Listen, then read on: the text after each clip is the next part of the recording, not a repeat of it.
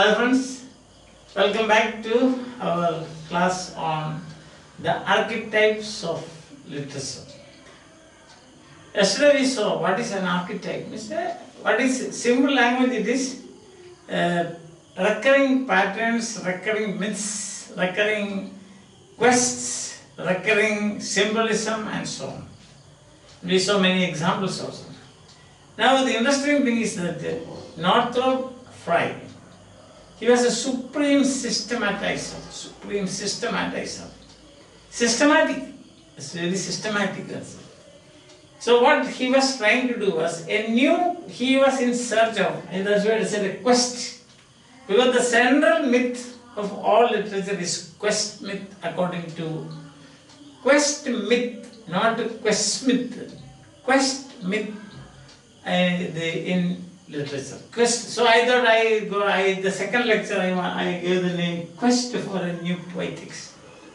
So it was actually a quest for a new comprehensive poetics of criticism that he attempted this approach. This is a new approach, brand new approach. We have seen biographical criticism, then social milieu, criticism based on social milieu, and we also saw criticism of linguistics, and all those things are there, we know. But here it is something totally different. What do you find is, what Northrop Frye says is that criticism is not a leisure class conversation. Don't think that you sit in a tea shop and you talk about Milton's Paradise Lost. That's a leisure class conversation. Criticism is not a non-chronological view. Non-chronological view. For example, when you take up T.S. Eliot's essays in criticism, said the sacred wood, you will find there is no the historical view. Chronological means chronos means time, historical view. What Eliot does is, T.S. Eliot does is, with due respect to him, great respect to him, what is he doing? He is just reviewing some of the existing monuments. Isn't it? In his the famous essay, Tradition and the Individual Talent, or Metaphysical Poets, and so on, what does he do? He reviews some existing monuments. There is no organizing principle. And the organizing principle is missing in criticism. A central point, or you can say a centrifugal approach. Centrifugal approach means from the center you go to different places.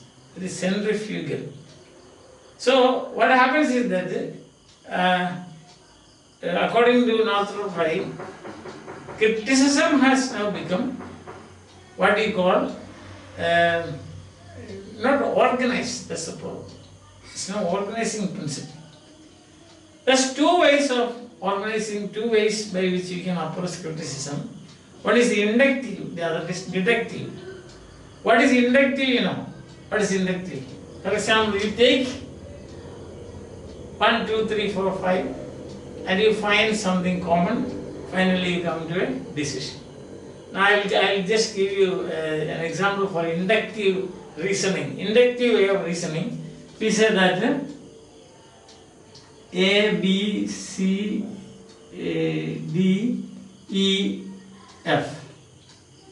A, B, C, D, E, F they are men. See? And then we say A, B, C, D, E, F die, or they are mortal. Therefore, the conclusion is all men are mortal. So that is conclusion. So what happens from particular to general? What happens? So and so, they are A, B, C, D, they are men. They die. So all men are mortal. So the movement is from particular to general. This is called induction. Induction in logic. This is of course something that the concept that you come across in logic, Tarka Shastra, logic. That is Hindi for that. And deduction is just the opposite. Deduction will say like this.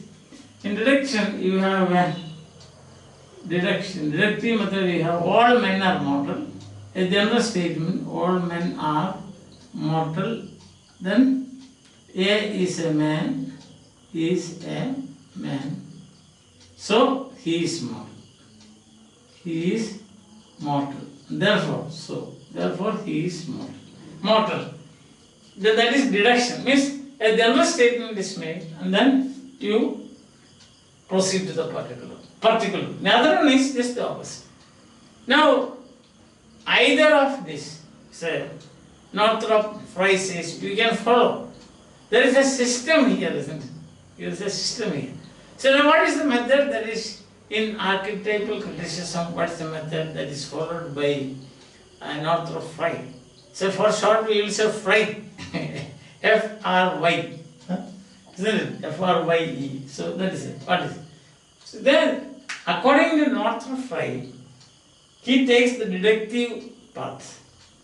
Because he says, he makes a general statement. All the literature. See, all the literature you find certain recurring patterns.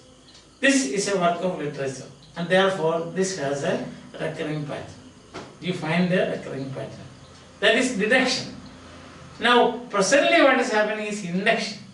People read this, that, etc. and they collect their opinion, then they come to an agreement and finally they make a decision or a conclusion. Now that is induction. Now, I think that actually Frye is aiming at the deductive method in criticism. Because deductive method in criticism, if you approach or introduce, what happens is that you have got an organizing principle. See, you have a general statement, it's making general. Quest myth is central to all literatures. Like all men are mortal. This particular work is a piece of literature. And therefore, the central theme of that work is Quest myth. So you have got two methods like that. I just wanted to introduce this because you again and again sometimes you may hear this word induction and deduction. See that? Inductive method from particular to general and deductive method from general to particular. I hope now that is clear to you as far as this discussion of our archetypes is concerned. Because otherwise if you further go into it, it becomes logic. Understand? So not necessary. So already you have a deductive method. You will find that all characteristics of art, etc. is given Aristotle. Aristotle is, in a way, you can say a deductive method because general statements from general tragedies, etc. Tragedy is an imitation of an action. Gives a definition. That is this, and this work is a tragedy, that is not a tragedy, or that is a melodrama, that is a comedy, and so on, like that. So this is how Aristotle proceeds like this. So a new Aristotle, you can say, a new poetics, like Aristotle's poetics, a quest for a new poetics, based on an organizing principle. Method used is deductive method. This is my understanding of this. Understand? Okay. So literature says like physical world is an inexhaustible source of new discoveries. Physical world you can see. Inexhaustible source of new discoveries. So you can say, just think of your childhood. See, think of your childhood. That's 20 years. Or let's say my childhood. Say 70 years back. We didn't have any mobile phone or anything. So these are new discoveries. So in the physical world, also different things, different inventions and so on you will find. See, then the world is shattered, so to say, shaken and shattered in a way by the new discoveries of science. New discoveries in every field, biotechnology, genetics and so on. What fantastic discoveries we have already made, and we are enjoying the fruits of them. Clear?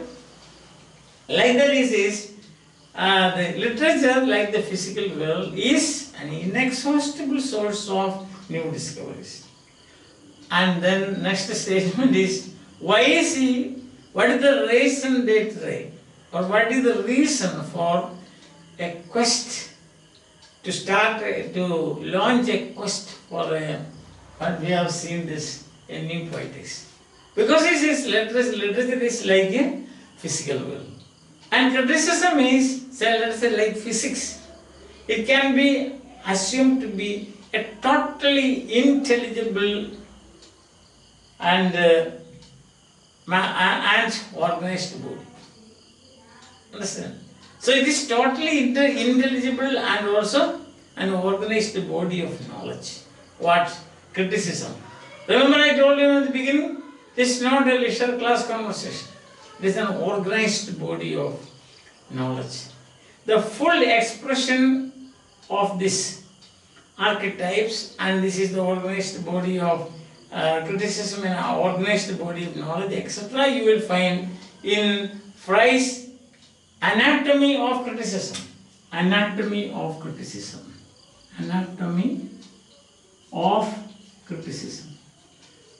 Published in 1951. 1951. So this is a full view, it's an expression, you find this. See that? So he attempted to treat a new and a comprehensive poetics of criticism. He attempted to treat this in a way that it is a new one, or he tried to create a new and comprehensive poetics of criticism, a systematic structure of knowledge. Criticism is not comments that will be part of taste. Criticism is not leisure class conversation.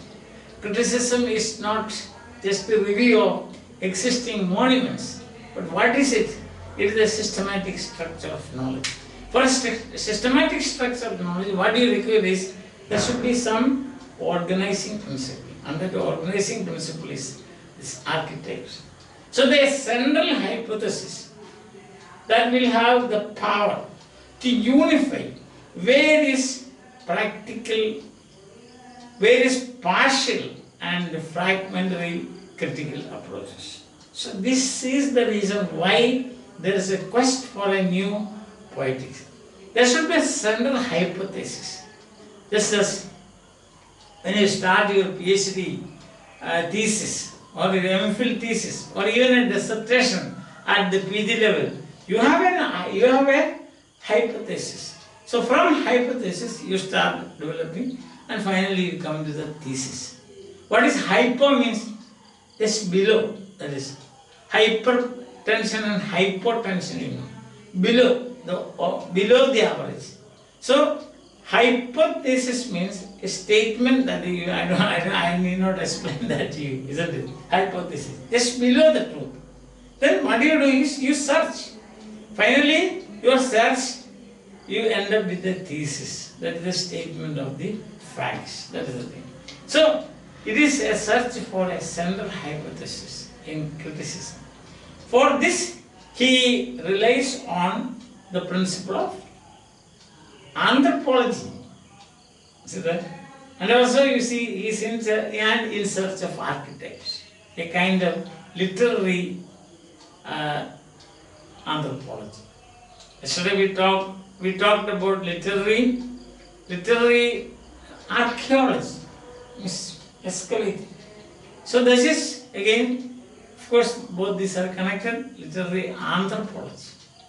So in anthropology you do this. You go search for origins. The origin of man, anthropos. Anthropos means man in Greek. In Greek language, anthropos means man. That's why philanthropy. Philia means love. Anthropy means man. Love of man. That is philanthropy. Misanthropy. That means hatred for man. Timon of Athens. He was a misanthrope. Means he hated man. Okay? And then we come back to our point again. That is, he says there should be an archetype. A kind of literary anthropology. So what happens is that he relates the narratives to. He finds some connection to the narratives, literary narratives, to the creation of rituals. How rituals started. So most probably you can see when you study the history of drama, you will find that morality plays and miracle plays. You remember that, no? In your BA or in the first part of your MA, you must have come across this. Just before Christopher Marlowe, the story of drama. So miracle plays and the morality plays, or morality plays and miracle plays, like that. So that is, we are going back to finding or tracing the origin. So when you study anthropology, you will see that how humans started this narration or narratives. Humans started narratives by way of rituals. Understand? And then you have the imagery. He is connecting, relating to the moments of instantaneous insights. Instantaneous, quick insights. Imagery means, for example, you have got a very beautiful imagery in, not a very, what is it?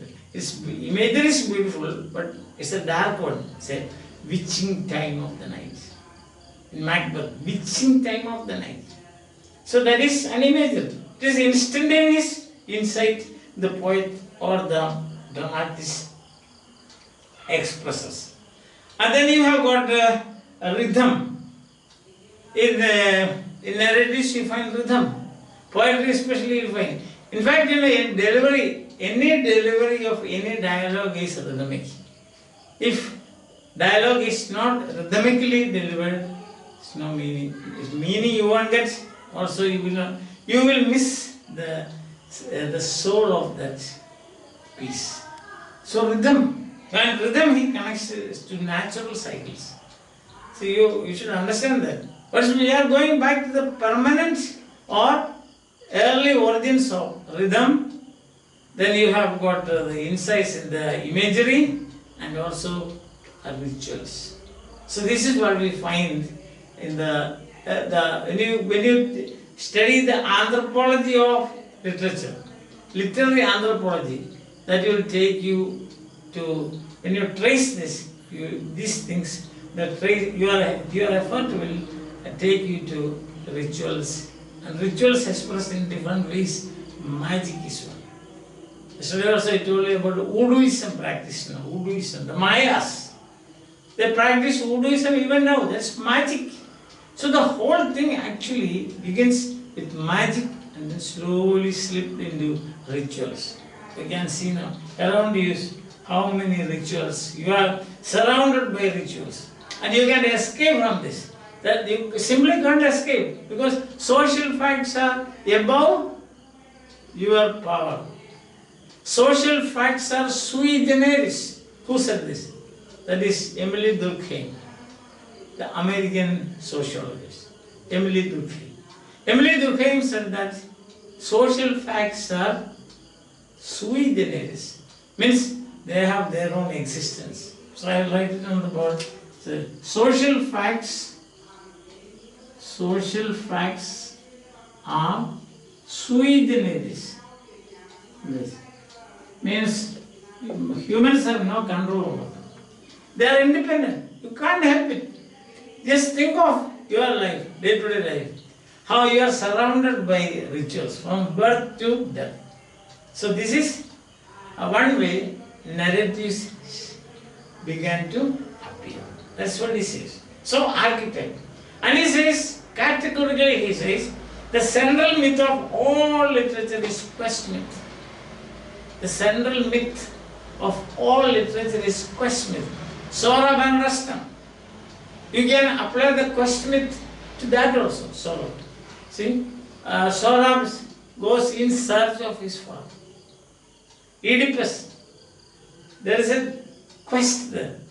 See. So he says, in Frye's scheme, no historical continuity or development. It doesn't give importance to that. No historical continuity or development. He has been called the poetic myth maker. Frye has been called the poetic myth maker. Poetic myth maker. So I hope you are following the argument of this lecture. He was a systematizer, a supreme systematizer, and he didn't find any organizing principle in criticism. Criticism, literature, he says, is like a physical world, and criticism should be an organized branch of study. But what happens here is it is not at all intelligible. No, not totally intelligible. No sense, no organized body. That is. And then he says the two ways to approach this. One is induction and deduction. Deduction is from general to particular. So here you have got what we call a central hypothesis. The central hypothesis is that all literature, the central myth of all literature, you have got Quest Myth, and then it all begins with rituals. These are the main points that I have in it. So there is nothing like a historical continuity or development in literature. He has been called the poetic myth maker. Now his work is both bold and imaginative. It's a bold approach. So for something new, everybody wants something new. So it's a bold and imaginative, and it can be compared to the language universals. These are literary universals in literature. So you have got language universal, a concept like this, subject, verb, object, that is. That's a language universal. Then active, passive, this is language universals. Then parts of speech, noun, adjective, adverb, every language you find these things. Right? There may be difference in placing that stuff. Syntactical differences you will find, but these things are. Without a noun and a verb, how can you use or expose your ideas in a language?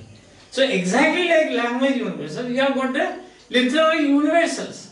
And these literary universals are what Frye says the archetypes. Now I hope things are getting clear to you. Yes. So he says it can be compared to language universals, and I says he was not interested in specific individual works. Actually what happened is he washes out the specifics of individual works in favor of the universals. The universals, the chartered universals. It doesn't. So this is the approach. Look at this. The organizing principle is this. Specific work he is not concerned. Means induction is not his procedure. His concern is deduction. I'm saying there is the universals chartered. Universal themes are there in the larger patterns. So we can say his approach is archetypal criticism. The approach, the method followed in archetypal criticism is deductive and not inductive. Clear, I hope. Yes. His approach stresses system, like that of Aristotle. Yes. System at the expense of particular uniqueness. It's not concerned about this particular novel and then its uniqueness. No. What he is concerned about is the generalities. See, this uniqueness you will find in every work. That is. But all his pronouncements, whether these will stand the test of time or whether these will hold to be held, this views will be held to be true, etc. that we have to wait and see. So I am just presenting this before you. So his approach is a stress system. Understand? Particular uniqueness is unimportant for him.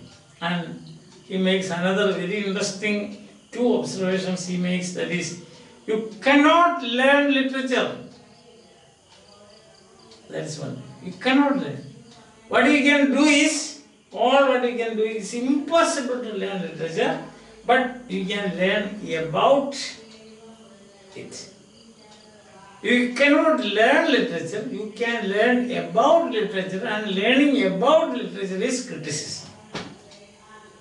You cannot teach literature, but you can teach about literature, and teaching about literature is criticism. That is. Nobody can, literature cannot be taught. Yes. Criticism deals with arts, and it is an art in itself. Very important points, because if you don't have these things in your head, you will think the arguments that follow, we will get confused. So the focus is this one, a new poetics, that is criticism. Today's main point is the criticism. Literature cannot be learned. Literature cannot be taught. You can learn about literature, you can teach about literature. And that is criticism. And criticism has, he says, criticism deals with arts. And the art itself is an art.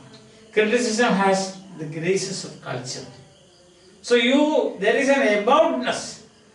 When you are studying, when you are learning, when you are teaching literature, there is an aboutness. Directly you cannot learn or you cannot teach. So criticism is very important, and criticism does not have an organizing principle. Criticism does not have a central hypothesis. So I am going to provide a central hypothesis for criticism. This is his stand. Is that alright? So he is, what we have been telling so far is, he is a supreme systematizer. He wanted a comprehensive poetics. He wanted to introduce in criticism, poetics of criticism, you can say. And then he says criticism as you find it today is known, it need not be chronological at all, it need not be biographical, it need not tell you anything about the social milieu, it need not stress the uniqueness of particular works, it is not just a review of existing monuments, because these things are what we call, there is no system there, there is no principle there. So, and therefore it says there should be a method. The method is deductive method. And then he goes on to say that the physical world and the literary world, inexhaustible source of new discoveries. Like physics, he says criticism is a body, a systematic body of knowledge. It is a totally intelligible, like physics. Right? Then he speaks about, of course I have already told you, if you want more about this, detailed, you will find it in the Anatomy of Criticism, published by him in 1951. And then he says there is central hypothesis and the statement here is that all literature, the central myth of all literature is Quest Myth.Literature. And further he said, he is not concerned about historical continuity or uniqueness of particular works. And then he says that there should be, it is like language universals. The whole thing actually begins with, there is literary anthropology. In then literary anthropology, you have got literary archaeology. And literary anthropology along with the literary archaeology traces the origins of narratives. And the origins of narratives you find in rituals. And rituals, again, if you go one step back, you will find it's all magic. All the rituals, he says the origin is magic. Further, he says criticism is it's impossible to learn literature. It is to be taught also. What you can be about and what is criticism? It is it's about literature, and it is an organized body of a totally intelligible body of knowledge like any other, like physics, chemistry and so on and so on.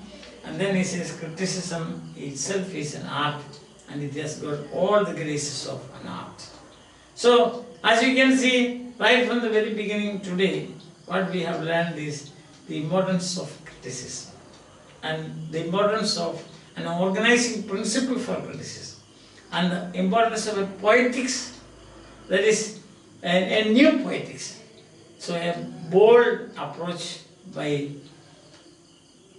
Northrop Frye to introduce a new poetics like Aristotle introduced this in the B6.